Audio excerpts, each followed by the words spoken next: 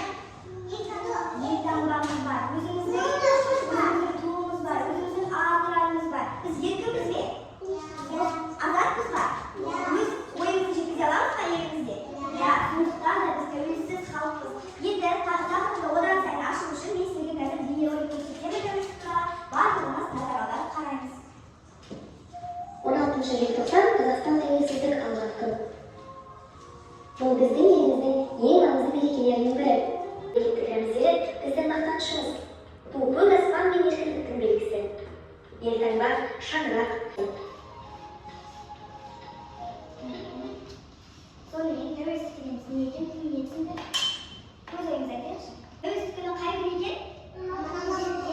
Біз қай күні тәуелсіздік алдық? 16 желтоқсан 1991 жылы біз өзіміздің тәуелсіздігімізді алған екен. Тәуелсіздікті алуға атсалысқан біздің көптеген батыр қыз ұлдарымыз бар, батыр ағаларымыз бар, тәтелеріміз бар. Олардың барлығы біздің азат болуымыз үшін, қазір біздің ертең осы елде қуанып, шаттанып жүруіміз үшін барлығы атсалысқан екен. Сол күні 16 желтоқсан күні барлығы көтеріліске шығып, біздің елімізді азат еткен. Түсіндік пе? Ал Қазақстанның неше рәмізі бар екен? Қандай? Айтамын. Үш. Осы рәмізімізді ешқашан ұмытпаймыз, иә? Келесі рәміздер ту, сосын әнұран, кейін етәңбақ. Енді осы үш суретке қарап, біз қазір барлық құрастырамыз. Сіздерге сіздер құрастырсамыз. Топты тапсырма, құрастырудың ең бірінші болған топ. Жеріміздің рәміздерін табамыз.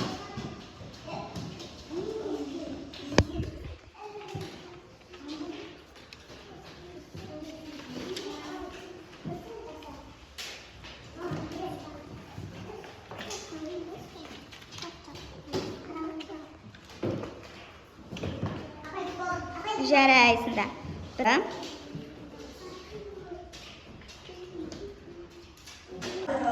Қазақстан туы не бейнеленген? Күн. Қараңыз, Қазақстан туында не бейнеленген? Күн. Астында не? Қыран, құс, ал жерінде ойын. Яғни қазақтың барлық қасиетін, салт-дәстүрін барлығын туға негізе білген. Күн сияқты әрдайым жадырап, шаттанып жүрсіңдер. Қыран, құс сияқты қалқып, еркін жүрсіңдер. Ал мынау қазақтың символы, қазақтың ойығы болып табылады екен. Ал мынау не? Үшінші топ, елтаңба. Елтаңбада не бейнеленген? Кім айтады? Мынау екі не? Қанат. Екі ат тірелген. Мына жерінде қанат, ал ортасында шаңырақ. Яғни барлығы мына қазақтың салт-дәстүріне. Енді жалпы тәуелсіздік ұғымына анықтама беретін болсақ, тәуелсіздік туралы қандай деректерді білетін болсақ, мына ассоциацияларға назар аударамыз. Тәуелсіздік дейді. Тәуелсіздік Қазақстанның алғашқы президенті кім екен? Нұрсұлтан Назарбаев.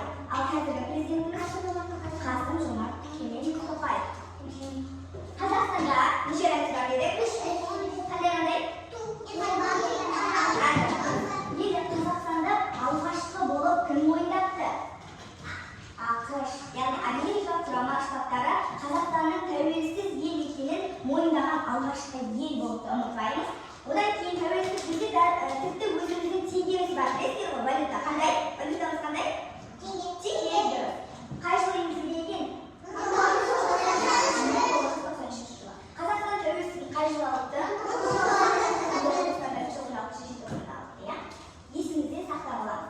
Енді барлығымыз таққа назар аударайық. Бүгін біз сіздермен өте ерекше автормен танысатын боламыз. Яғни бұл кісі көптеген қазақ халқына арнап айтқан, қазақ халқының еркіндігін қалаған бір тұлғалардың бірі болған. Ол кісі есімі Тұманбай Молдағалиев. Енді Тұманбай Молдағалиев атамыз туралы деректермен танысайық. Ол кісі Алматы облысында ақын. Ол қайда туған? Алматы облысында туған. Енді оның қандай шығармалары бар десек, жаңа дәптер, көктем таңы атты шығармалары бар екен. Ол кісі қай жылы дүниеге келіпті? 1911 жылы өмірден өткен екен. Бұл кісінің тәуелсіздікке арналған өлеңі туралы танысатын боламыз. 16 желтоқсан тәуелсіздік алған күн ерекше болып мәңгілік ел жанында болған күн. 16 тәуелсіздік алған күн ерекше болып мәңгілік ел жанында қалған күн. 16 желтоқсан тәуелсіздік алған күн ерекше болып мәңгілік ел жанында қалған күн. Дұрыс. Енді жылдық жұмыс дәптерді ашамыз. Орында салып кеткен көрінбей ғой, бос орындар тұр. Осы жердегі шашыдағы сөздерді қойып шығамыз.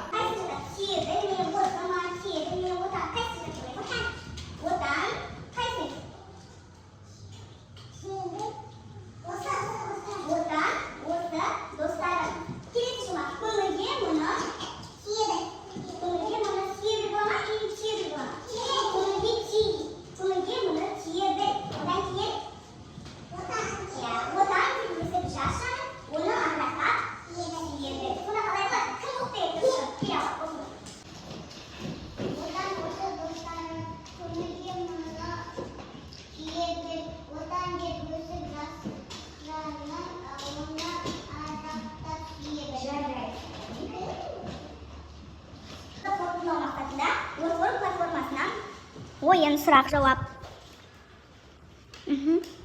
Бірінші сұрақ, тәуелсіздікті алған жыл. Кім айтады? Айтады бізде. Тәуекел айтшы. Жарайсың. Келе белгілей ғой. 1900. Келесі. Қазақстанның алғашқы президенті. Тамирис айта ғой. Белгілей ғой, жарайсың. Дұрыс. Келесі сұрақ. Рәміздерімізді ата дейді. Қандай рәміздер бар? Неше рәміз бар? 3. Белгілей ғой айғаным. Кел. Алдияр келе ал. Белгілей ғой. Дұрыс.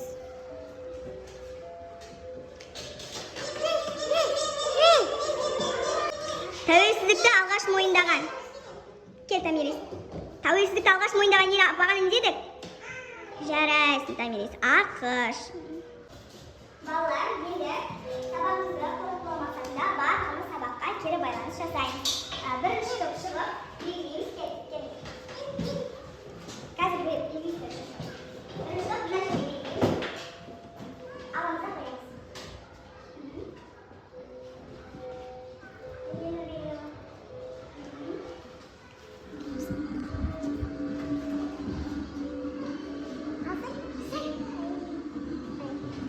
Отыра ойындар. Келесі топ. Ойбай абайлар.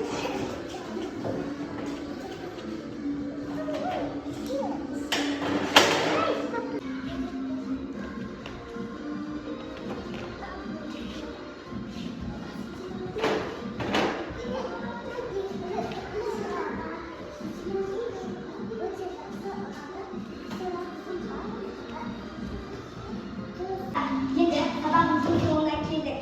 Бүгін біз сіздермен бірге тәуелсіздік мерекесі туралы мәліметтер алдық. Енді тәуелсіздігімізді біз қашан алдық? Айтамын.